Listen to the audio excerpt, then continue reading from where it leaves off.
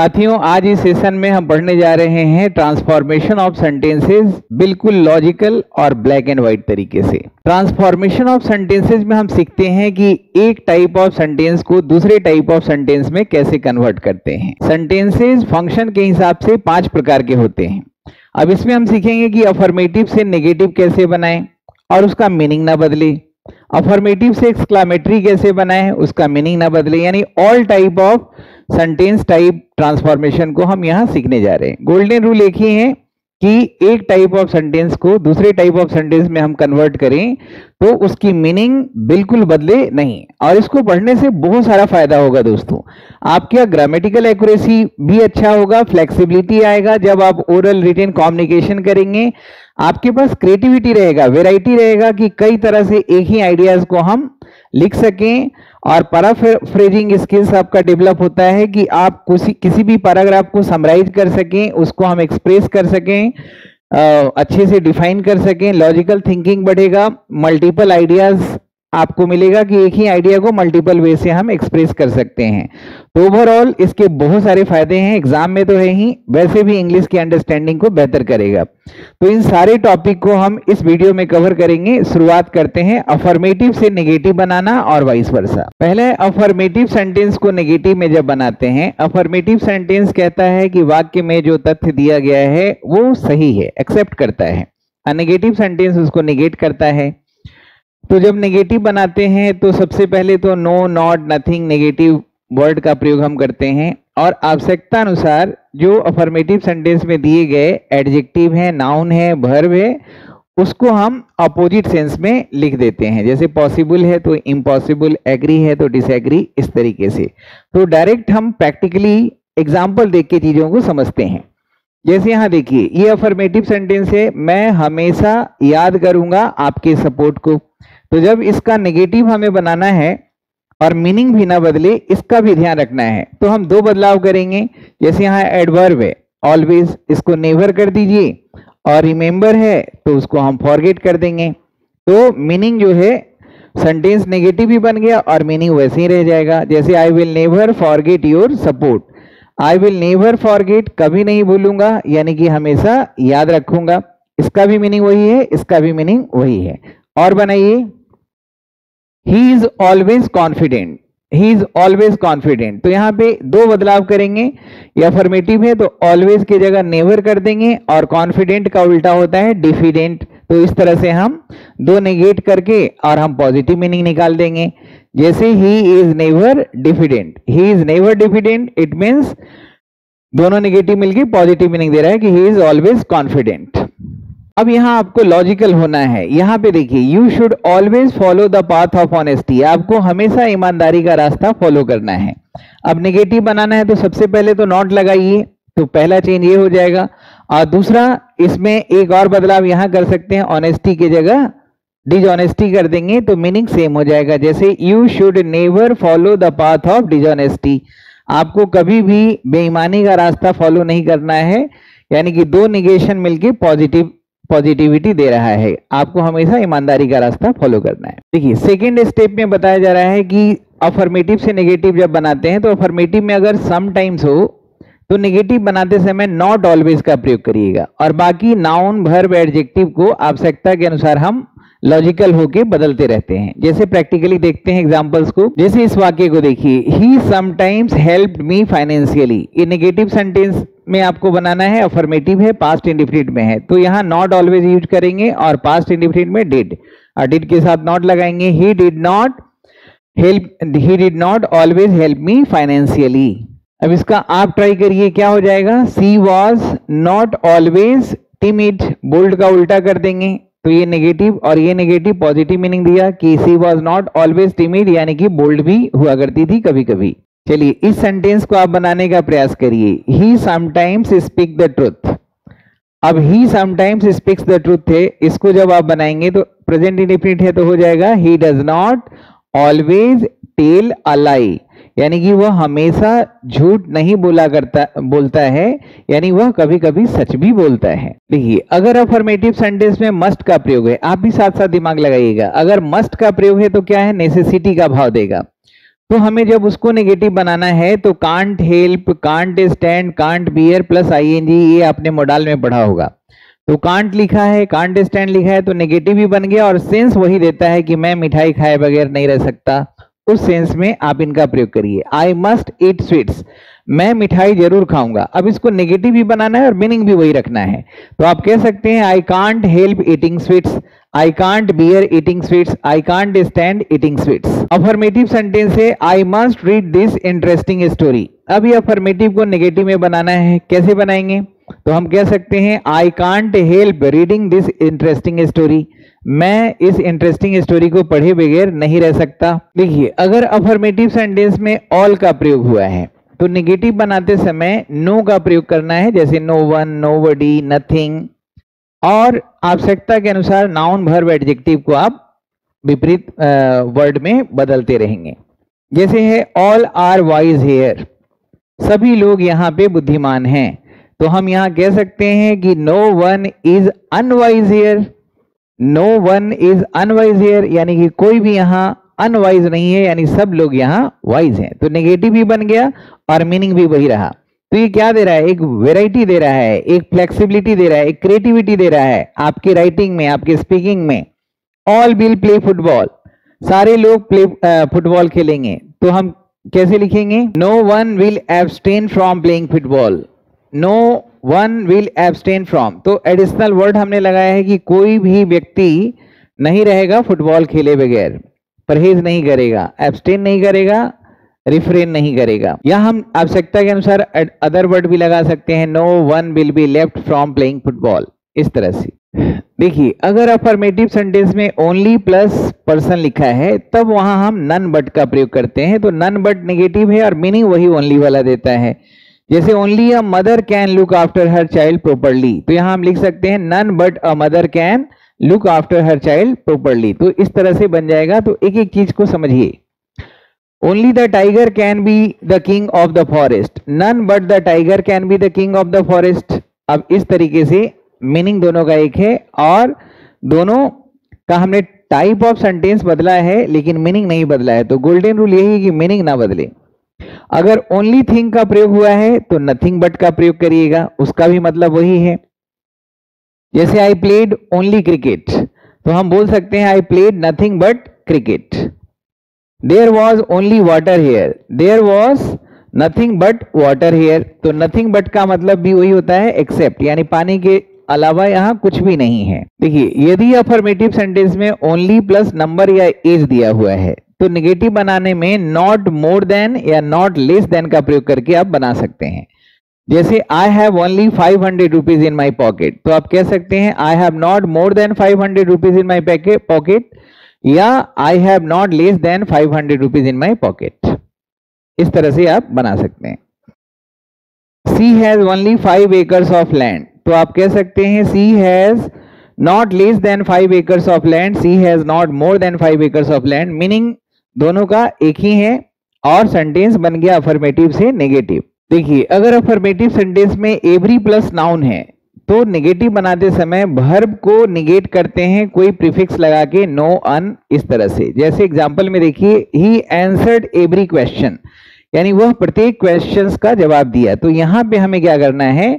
ही left no question answered की जगह unanswered, यानी कोई भी क्वेश्चन उसने अनआंसर्ड नहीं छोड़ा, यानी प्रत्येक क्वेश्चन का जवाब दिया।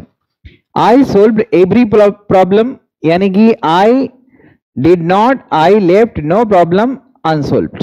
दोस्तों, अगर अफर्मेटिव सेंटेंस में सब्जेक्ट कोई पोजीशन रख रहा है, हैव, हैज, हैड का यूज हम कर रहे हैं स्टेट ऑफ पोजीशन बताने के लिए, तो नेगेटिव बनाते समय नॉट विदाउट का प्रयोग करिएगा, तो वाक्य नेगेटिव ही बनेगा और मीनिंग वही रह जाएगा।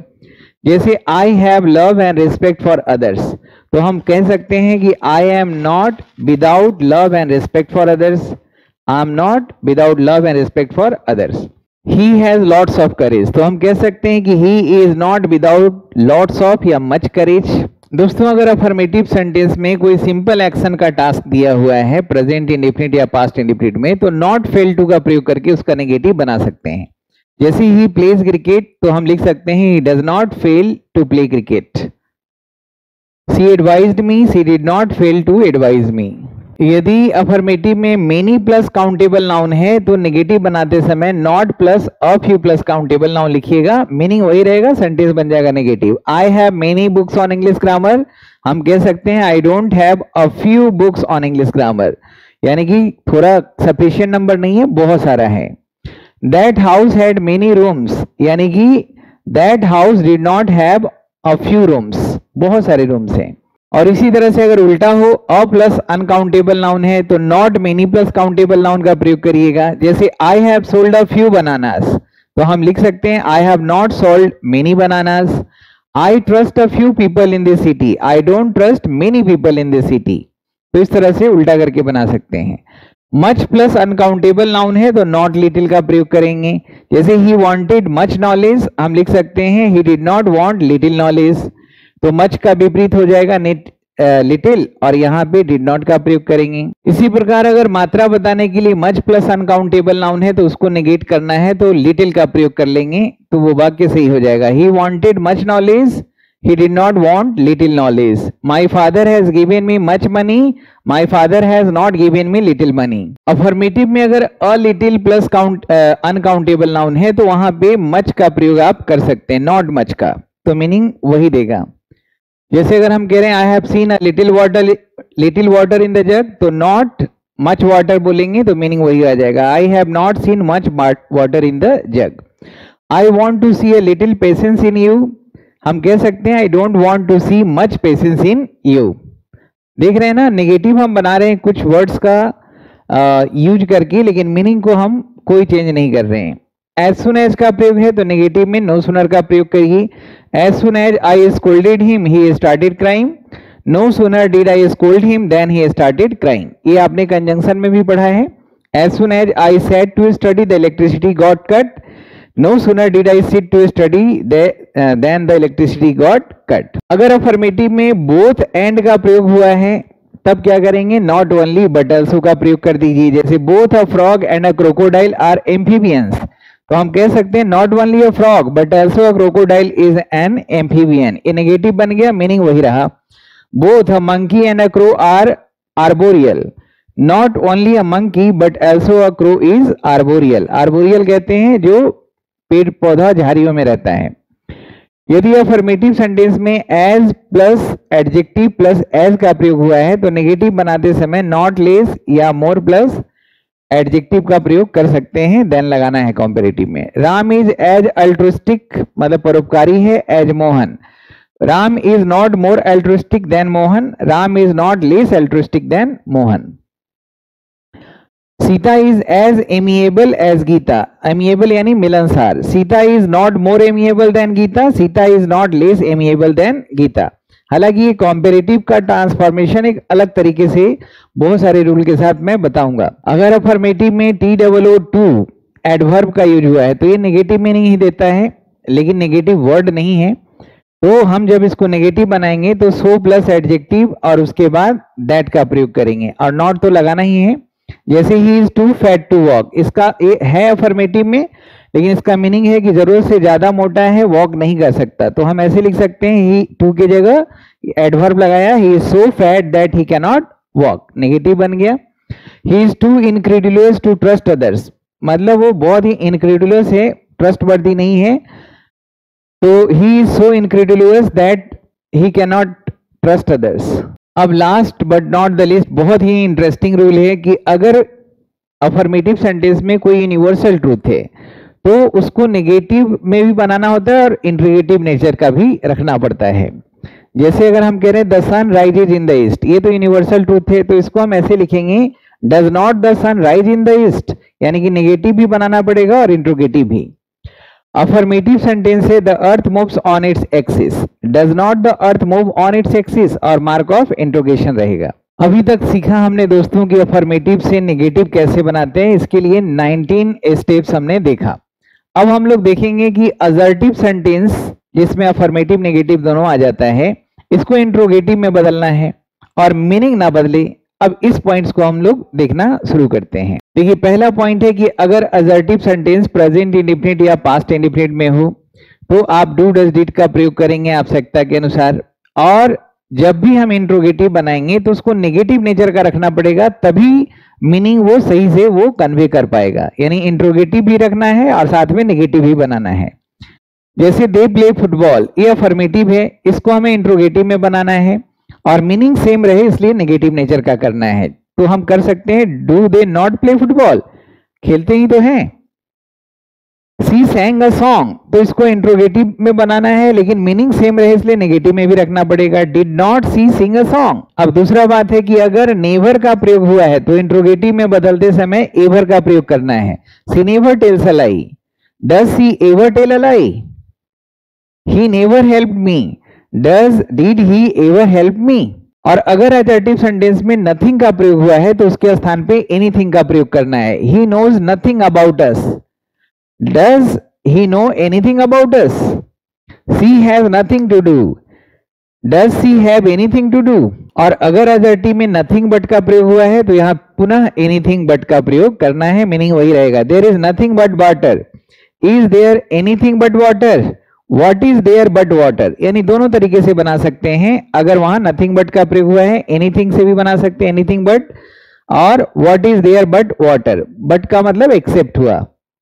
ही gave me nothing but education, तो हम इसको ऐसे कह सकते हैं did he give me anything but education या what did he give me but education. अगर असर्टिव में एवरी प्लस नाउन हो तब हम क्या करेंगे, देखिए every man wishes to be successful, सब लोग चाहता है कि सफल बने। अब इसको इंट्रोगेटिव बनाना है, इज देयर एनी मैन, और उसके बाद रिलेटिव क्लॉज का प्रयोग करेंगे। Is there any man who does not wish to be successful, तो इंट्रोगेटिव है negative nature. Every teacher takes care of his student, is there any teacher who does not take care of his students. यदि assertive sentence में everybody, somebody, anybody इनका प्रयोग हुआ है, anyone, someone इनका प्रयोग हुआ है, तो आपको हु लगा के उसको इंट्रोगेटिव में बदलते हैं और मीनिंग वही रह जाएगा। एवरीबॉडी लव्स हिज कंट्री, सब लोग अपने देश से प्यार करते हैं। Who doesn't love his country, तो ये इंट्रोगेटिव हो गया। नेगेटिव में तो आपको रखना ही है, कौन है जो देश से प्यार नहीं करता है। Everybody has his own priorities, who doesn't have his own priorities. और ये तो बेसिक बात है कि अगर असर्टिव सेंटेंस अफर्मेटिव में हो तो इंट्रोगेटिव बनाते समय उसे नेगेटिव में करना है। He is playing cricket, is he not playing cricket. She speaks the truth, does she not speak the truth. तो ये हमने देखा दोस्तों कि असर्टिव से इंट्रोगेटिव बनाते समय बेसिक बात है कि आपको इंट्रोगेटिव में उस चीज को नेगेटिव में आपको रखना है, और उसके साथ कुछ मिसलेनियस चीजों को देखा। अब है कि इंपेरेटिव से असर्टिव बनाना है या असर्टिव से इंपेरेटिव बनाना है तो कैसे करेंगे। देखिए यदि इंपेरेटिव सेंटेंस में प्लीज और काइंडली एडवर्ब लगाया हुआ है तब आप जब उसको असर्टिव में बनाइएगा तो यू आर रिक्वेस्टेड का प्रयोग करेंगे, क्योंकि प्लीज उसी के लिए होता है। और डोंट अगर लिखा है तो you are not requested to का प्रयोग करेंगे। जैसे प्लीज हेल्प द पुअर, तो you are requested to help the poor हो जाएगा। ये हमारा बन गया इंपेरेटिव से assertive. Kindly don't tell a lie, तो हम कह सकते हैं you are requested not to tell a lie. और इंपेरेटिव सेंटेंस में प्लीज और काइंडली का प्रयोग नहीं हुआ है तो आवश्यकता अनुसार हम उसके साथ मोडाल वर्ब शुड और मस्ट का प्रयोग करेंगे, और सब्जेक्ट तो यूं ही होता है इंपेरेटिव सेंटेंस का। जैसे ओपन द गेट, यहाँ प्लीज काइंडली नहीं है तो रिक्वेस्टेड का प्रयोग नहीं करेंगे, सिर्फ सिंपली बोलेंगे ओपन द गेट। आदेश है तो you must open the gate. सलाह अगर होता तो शुड लगाते। कंसल्ट द डॉक्टर, तो यहाँ हो जाएगा सलाह है you should consult the doctor. अब इंपेरेटिव सेंटेंस अगर डायरेक्ट डोंट या नेवर से शुरू होता है तब हम क्या करेंगे, तब हम शुड और मस्ट का प्रयोग करेंगे और नॉट या नेवर का प्रयोग आवश्यकता के अनुसार करेंगे। डोंट मूव, अब ये जो है इंपेरेटिव सेंटेंस है, यू मस्ट नॉट मूव वही मीनिंग है लेकिन ये हमारा असर्टिव सेंटेंस हो गया। डोंट वायलेट द रूल्स, हम लिख सकते हैं you should not violet the rules. देखिए अगर इंपेरेटिव सेंटेंस लेट से शुरू होता है तो लेट का मतलब अलाउ करना होता है, वो भी हमारा ट्रांजिटिव वर्ब है, तो वर्ब से शुरुआत है तो इंपेरेटिव हुआ। लेकिन लेट जो है आगे वाले ऑब्जेक्ट के हिसाब से इसके भाव बदल जाते हैं। जैसे लेट मी यानी रिक्वेस्ट हो गया, let him her them order हो गया, लेट अस ये प्रपोजल हो गया। तो उसके अनुसार से आप शुड और मस्ट का प्रयोग करिएगा और जैसा भाव रहे उसके हिसाब से ऑर्डर, रिक्वेस्टेड, एडवाइज्ड का प्रयोग कर सकते हैं। जैसे let us celebrate picnic today, तो ये एक प्रपोजल है तो हम कह सकते हैं we should celebrate a picnic today, imperative से असर्टिव बन गया। लेट हिम प्ले फुटबॉल, ये ऑर्डर है तो हम कह सकते हैं you are order to let him play football. अब इसी प्रकार से असर्टिव से इंपेरेटिव बनाना हो तो उसके लिए भी हम पॉइंट वाइज डिस्कस करेंगे। जैसे यू शुड प्ले वेल, तो हम यहाँ लिख सकते हैं सिंपली प्ले वेल, ये हमारा इंपेरेटिव हो जाएगा। यू मस्ट ओबे योर पेरेंट्स, तो इसको पूरा हटा दीजिए, ओबे योर पेरेंट्स कर दीजिए, ये इंपेरेटिव हो जाएगा। अगर इंपेरेटिव सेंटेंस नेगेटिव नेचर का है तब क्या करेंगे, तो सब्जेक्ट और मोडाल्स को तो हमेशा ओमिट ही करते रहिए। जैसे you should not violet the rules, you should not violet the rules of the road. अब ये नेगेटिव है तो डोंट या नेवर में से जो भी आवश्यकता के अनुसार प्रयोग करिए। Don't violate the rules of the road, ये बन गया imperative sentence. You should never tell a lie, तो नेवर है तो नेवर ही रहने दीजिए, नेवर टेल अ लाई। इसी तरह से कुछ और उदाहरण देखिए, you should allow him to play, तो हम कह सकते हैं यहाँ पे ऑर्डर का भाव है let him play. We should play cricket, let us play cricket सलाह का भाव है। साथियों अब हम सीखेंगे कि किस प्रकार से असर्टिव सेंटेंस को एक्सक्लामेटरी सेंटेंस में हम चेंज करते हैं एंड वाइस वर्सा। यदि असर्टिव में नाउन फ्रेज का प्रयोग हुआ है, नाउन फ्रेज जिसका हेड वर्ड नाउन है, तो उसमें हमें व्हाट का प्रयोग करना है जब हम एक्सक्लामेटरी सेंटेंस बनाते हैं। जैसे अगर लिखा है it is a very delicious food, यह बहुत ही डिलीशियस फूड है, तो यहाँ पे फूड नाउन हो गया, डिलीशियस एडजेक्टिव, वेरी एडवर्ब है और ए लगा है फूड के लिए, ये स्पेशल टाइप ऑफ फूड की हम बात कर रहे हैं। तो ये नाउन फ्रेज है, तो हम व्हाट का प्रयोग करेंगे, व्हाट अ डिलीशियस, और एडवर्ब को हटा देंगे, what a delicious food it is, और मार्क ऑफ एक्सक्लामेशन। इसी तरह से he was a very गुलिबल boy, बहुत भोला भाला लड़का है, तो ये भी नाउन फ्रेज है, लास्ट में देखिए नाउन है। तो what a गुलिबल boy he was, what a गुलिबल boy, यहाँ वॉज कर दीजिए, ये गलती से लिखा हुआ है। ही इज वेरी हेरेटिक, अब यहाँ पे देखिए वेरी एडवर्ब है, हेरेटिक एडजेक्टिव है। हेरेटिक का मतलब होता है विधर्मी, अधर्मी, तो यहाँ पे वेरी जो है इसको हटा देंगे और ये एडजेक्टिव फ्रेज है, लास्ट में एडजेक्टिव है तो इसको हम एडजेक्टिव फ्रेज मानेंगे। तो हाउ हेरेटिक ही इज, इस तरह से हम बनाएंगे। The weather was very pleasant yesterday, the weather was very pleasant, तो यहाँ पे प्लेजेंट जो है ये हमारा एडजेक्टिव है, तो हम इसको इस तरह से लिखेंगे how pleasant the weather was yesterday. यदि असर्टिव सेंटेंस में action verb plus adverb of manner का प्रयोग हुआ है तो एक्सक्लामेटरी बनाते समय उस वाक्य की शुरुआत हाउ से ही करते हैं। दे डांस ब्यूटीफुली, तो इसको हम कैसे लिखेंगे, यहाँ पे देखिए ये एक्शन वर्ब है, एडवर्ब ऑफ मैनर है, तो हाउ ब्यूटीफुली दे डांस, इस तरह से लिखेंगे हाउ ब्यूटीफुली दे डांस। यहाँ पे गलती से सिंग आ गया है, यहाँ लिखिए how beautifully they dance. They were working patiently, तो हम लिख सकते हैं how patiently they were working. लेकिन अगर सेंटेंस में एक्शन वर्ब है लेकिन एडवर्ब ऑफ मैनर नहीं है तो सिर्फ मार्क ऑफ एक्सक्लामेशन से भी उसको एक्सक्लामेटरी बना सकते हैं। She speaks English, she speaks English, full stop, ये जो पीरियड मार्क है इसके जगह मार्क ऑफ एक्सक्लामेशन लगाइए, फिर भी इसको एक्सक्लामेटरी ही की तरह ही पढ़ा जाएगा। ही कैन रन फास्ट, बस पीरियड मार्क को रिप्लेस करके मार्क ऑफ एक्सक्लामेशन का प्रयोग कर दीजिए। देखिए एक्सक्लामेशन अलग अलग फीलिंग्स को बताता है, दुख, खुशी, सरप्राइज, तो उसके हिसाब से हम एडजेक्टिव का प्रयोग हम करेंगे। जैसे अगर लिखा है सौरो बताने के लिए आह, ओह, अलास, आउच का प्रयोग हुआ है तो it is a matter of grief, sorrow, odium, tedium या एक्सक्लेम्ड विद सौरो, इन सब का प्रयोग कर सकते हैं। जैसे alas he has failed the exam again, यानी दुख के साथ ये बता रहा है, तो हम वही दुख को यहाँ प्रकट कर रहे हैं। It is a matter of sorrow that he has failed the exam again. Oh I have lost an important opportunity, तो it is a matter of remorse, remorse या सौरो या odium, tedium, grief, that I have lost an important opportunity. अगर खुशी की बात है तो sorrow की जगह प्रेज, अप्लॉज, एप्रिसिएशंस की बात करेंगे। Bravo you have won the match, it is a matter of praise that you have won the match. Bravo you have killed a tyrant, it is a matter of praise that you have killed a tyrant. Tyrant मतलब अत्याचारी। यदि contempt का, तिरस्कार का भाव है तो exclaimed with contempt, disgust, same, इनका प्रयोग करिए।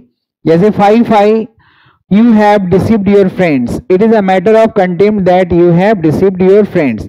contempt के जगह आप disgust का भी प्रयोग कर सकते हैं या एडिशनल इसका सिनोनिम लगा सकते हैं। Pooh, you misbehaved with your elders, it is a matter of disgust that you have misbehaved with your elders। अगर खुशी का बात है तो फिर जैसे खुशी बताने वाले वर्ड होते हैं हुर्रा, वाओ, तो आप joy, bliss, rapture, glee, delight, इनका प्रयोग करके आप बना सकते हैं hurrah we have achieved our target.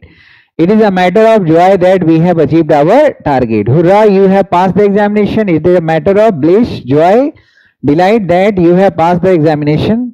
अगर एक्सक्लामेटरी सेंटेंस में would that, oh that जैसे इमेजिनरी वर्ड्स के प्रयोग हुए हैं, तब आप आई विश से शुरुआत कर सकते हैं एजर्टिव बनाते समय. would that I had 4 friends. इसका मतलब क्या हुआ? काश मेरे 4 हाथ होते. तो आई विश से बना दीजिए, एजर्टिव बन जाएगा. I wish I had 4 hands. Oh that I were cardiologist. I wish I were a cardiologist. और ये जो वर्ड लगता है इसको हम पास्ट सब्जेक्टिव मूड कहते हैं.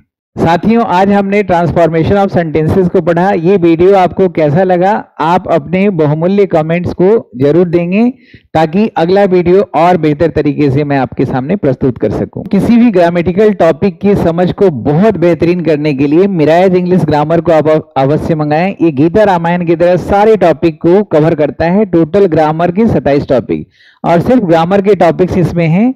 इसको आप जरूर परचेज करेंगे. इसके अलावा आप पूरा का पूरा सेट, 8 किताबों का सेट, इसको आप मंगवा सकते हैं जिसमें grammar, vocabulary, voice narration, sentence improvement, fill in the blanks, reading, writing और कॉमन एरर के बुक्स को आप मंगवा सकते हैं. और अगर आप रिकॉर्डेड वीडियो, पूरा कंप्लीट जो क्लास का रिकॉर्डेड वीडियोज है उसका अगर आप अध्ययन करना चाहते हैं इत्मीनान से, तो आप कंप्लीट इंग्लिश कोर्स परचेज करिए. इसमें सारे टॉपिक्स बहुत ही डिटेल में दिए गए हैं. उसी प्रकार अगर कोई लर्नर चाहते हैं कि हम वोकेबलरी को बहुत अच्छे से समझें, या ट्रांसलेशन कोर्स हमें करना है, या स्पोकन इंग्लिश कोर्स या रिटेन इंग्लिश कोर्स करना है, या आप चाहते हैं कि पूरा 6 कोर्सेज का कंप्लीट पैकेज आप ले लें और 2 साल तक आराम से सारी चीज़ों को इस तरह से पढ़ें कि आपका कम्युनिकेशन भी इफेक्टिव हो जाए, ग्रामर भी शानदार हो जाए और वोकेबलरी भी जबरदस्त हो जाए, प्रैक्टिस भी आप अच्छे से कर सकें, तो ये कंप्लीट पैकेज जो है उसको आप प्राप्त कर सकते हैं. दोस्तों, ये श्याम शर्मा लर्निंग ऐप आप डाउनलोड करेंगे या वेबसाइट www.shyamsharmasclasses.in, यहाँ से सारे कोर्सेज और बुक्स को आप अवेल कर सकते हैं, या 9599614791 पे कॉल करके, मैसेज करके आप सारी जानकारी प्राप्त कर सकते हैं. आज के लिए इतना ही दोस्तों. आप अपना वैल्यूएबल कमेंट बॉक्स में जरूर छोड़िएगा ताकि अगले वीडियो जो मिले आपको वो आपके मन का, आपके मनपसंद का हो. अपना ख्याल रखेंगे. जय हिंद, जय भारत.